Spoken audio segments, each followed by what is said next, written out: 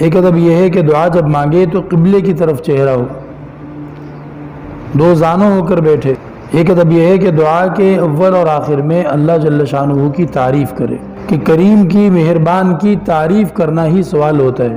آپ نے دیکھا ہوگا کہ جب کوئی غریب آدمی کسی امیر آدمی سے مانگتا ہے تو وہ سیدھا سیدھا جا کر یہ نہیں کہتا کہ بھائی مجھے فلاں چیز چاہیے دے دو،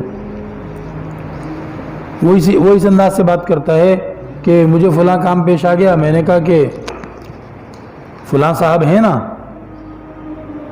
فلاں صاحب ہیں نا، بس وہ تو میرا بہت خیال کرتے ہیں، وہ تو جب بھی مجھے ضرورت ہوتی ہے کبھی منع نہیں کرتے ہیں۔ تو یہ جو تعریفیں کر رہا ہے اس کا مقصد یہی ہے کہ بھائی میرا کام کر دو۔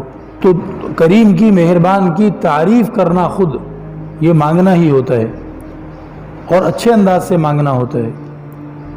تو اللہ جل شانہ کی تعریف کرے دعا کے اندر، شروع میں بھی آخر میں بھی۔ اسی طرح اول آخر میں نبی پاک علیہ الصلوۃ والسلام پر درود پڑھے۔ بھائی کسی نے کہا کہ درود کا حکم کس نے دیا ہے؟ اللہ تعالیٰ نے۔ اب یہ تو ہو نہیں سکتا کہ اللہ کہے کہ درود پڑھو اور جب ہم پڑھیں تو پھر اللہ قبول نہ فرمائے، یہ تو ہو نہیں سکتا۔ اللہ نے فرمایا کہ میرے نبی پہ درود پڑھا کرو،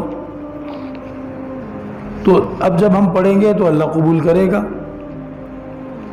اللہ کی مہربانی سے، اللہ کے فضل و کرم اور رحمت پر نظر کرتے ہوئے اس کا خیال دل میں لانا مشکل ہے کہ آپ نے درود شریف شروع میں بھی پڑھا، آخر میں بھی پڑھا، بیچ میں آپ نے دعا مانگی، تو یہ مشکل لگتا ہے کہ اللہ تعالیٰ صرف درود شریف تو قبول کر لے اور بیچ کی جو آپ کی دعا تھی اس کو پھینک دے واپس۔